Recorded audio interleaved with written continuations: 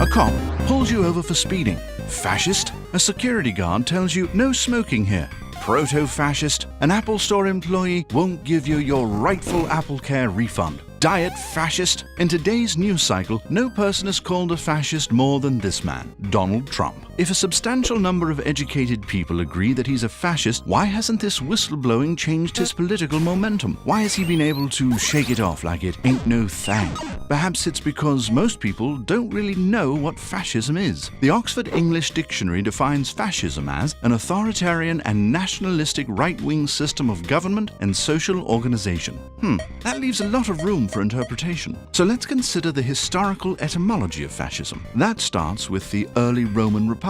The heads of the Republic, the praetors, consuls, and quaestors, were protected by bodyguards called lictors. When they walked through the streets, the lictors waved a sort of whacking stick called a fasces, made up of a bundle of birch rods tied together with red cord. As a metaphorical object, the fasces represented the different social classes tied together, working towards a common goal. As individual birch rods, they're weak, but as a group, they're stronger than their individual parts, like One Direction. Still perplexed? Don't feel bad. Italian novelist and philosopher Umberto Eco, who studied language and lived under Mussolini's reign, agrees that the concept of fascism is confusing. Fascism is a fuzzy term. Given that there is not one unifying principle or ideology, it's hard to pin down. For Eco, there are certain sufficient qualities that fascism contains. Conveniently, he lists 14 of these tropes, such as fascists don't take kindly to criticism. Disgusting reporters, horrible people.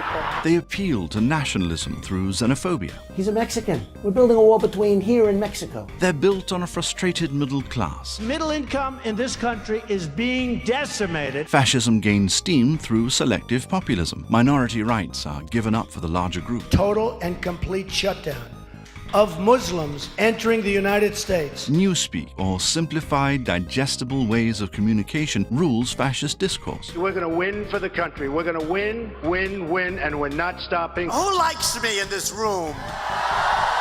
The point is not that Donald Trump is a fascist, dear viewer. The point is, does this checklist even help? Has our liberal use of language robbed serious words of their power? In his essay, What is Fascism?, English writer George Orwell argued that fascism, as a word, is pretty much meaningless. Even if people could decide on a working definition, it's overused and watered down. It's used as a favorite attack from the left to mean anything from a shrewd venture capitalist to a person overly concerned with grammar. They're just sort of insults that people throw around willy-nilly. The larger issue is that when we divorce history from the discussion, when people think it's okay to call a police officer a telemarketer or the PTA president a fascist, we remove the historical significance from actual political movements. It belittles the actual suffering that occurred from the pairing of Hungary and Gumbas-Zula, Romania and Ion Antonescu, Austria and Engelbert Dollfuss, Italy and Benito Mussolini, Spain and Francisco Franco, Croatia and Ante Pavelic, Argentina and Juan Perón, Chile and Jorge González Fonmarí, Portugal and Antonio de Oliveira Salazar, Norway and Vidkun Quisling, and Germany and Adolf Hitler. News stories that say things like neo-Nazis worship Taylor Swift as an Aryan goddess who's turning America onto fascism. Here's why. May seem cute. Perhaps it's humorous to call Obama a fascist, or heroic to put a sticker on your guitar proclaiming that this machine kills fascists. But it is distance from the reality of fascism. Fascism as a term has lost its linguistic oomph, the same way it isn't shocking to hear a person called a racist or a sexist on the daily. When phrases that have significant historical and cultural power become just another catchphrase due to overuse, they lose their power. When we don't respect the words that we use, the power they hold, and the history they contain, people stop caring. These words are of no use to anyone as swear words. Even if Trump was an actual card-carrying fascist, could we call him out on it? Or have we come to the place as a society where we're completely deprived of the tools to effectively criticize? So, dear viewer, have we robbed ourselves of the ability to stop the next fascist dictator?